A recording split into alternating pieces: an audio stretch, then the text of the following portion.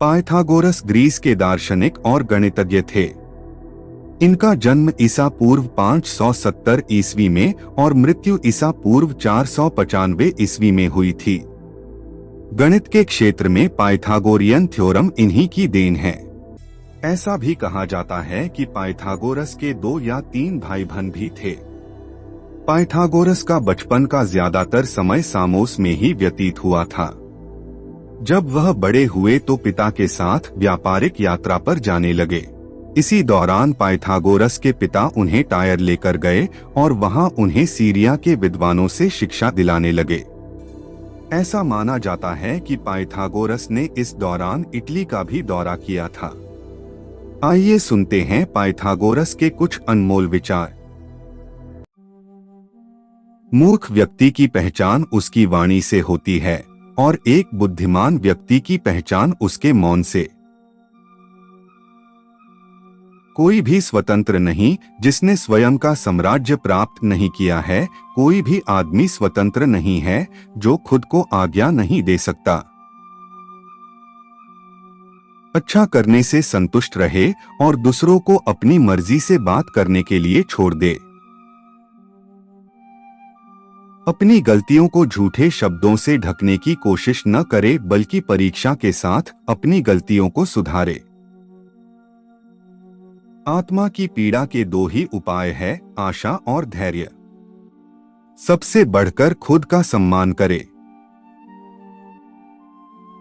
इतना आसान कुछ भी नहीं है, लेकिन जब आप इसे अनिच्छा से करते हैं तो यह और भी मुश्किल हो जाता है। मन की शक्ति संयम में टिकी हुई है, क्योंकि यह तुम्हारे कारण को जोश से स्पष्ट रखता है। क्रोध मूर्खता से शुरू होता है और पश्चाताप पर समाप्त होता है। अपने आप को जानो और तुम ब्रह्मांड को जान जाओगे। मानव जीवन में सबसे महत्वपूर्ण चीज है अच्छे बुरे के लिए आत्मा को जीतने की कला। संख्याओं की पास एक आदमी को हाथ में लेने और उसे तर्क के मार्ग पर ले जाने का एक तरीका है। मौन बुद्धि के मंदिर का पहला पत्थर है। ज्यादा शब्दों में थोड़ा कहने की बजाय कम शब्दों में ज्यादा बताने की कोशिश करें।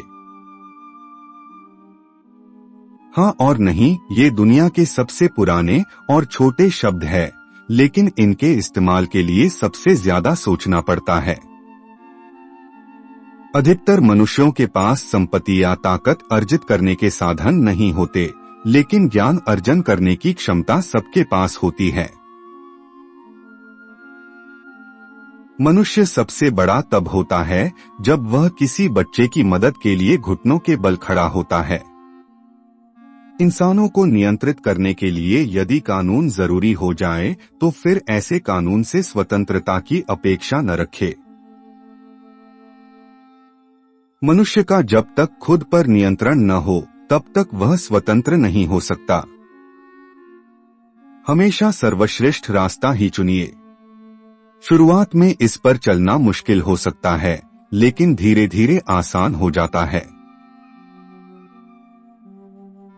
बच्चों को शिक्षित करें तो आगे चलकर वयस्कों को दंड देने की जरूरत नहीं होगी। सवाल का जवाब शांति से मिलता है, बहस करने से जवाब खो जाता है। हर बात का जवाब देने बैठ जाएंगे तो कभी लाजवाब नहीं बन पाएंगे।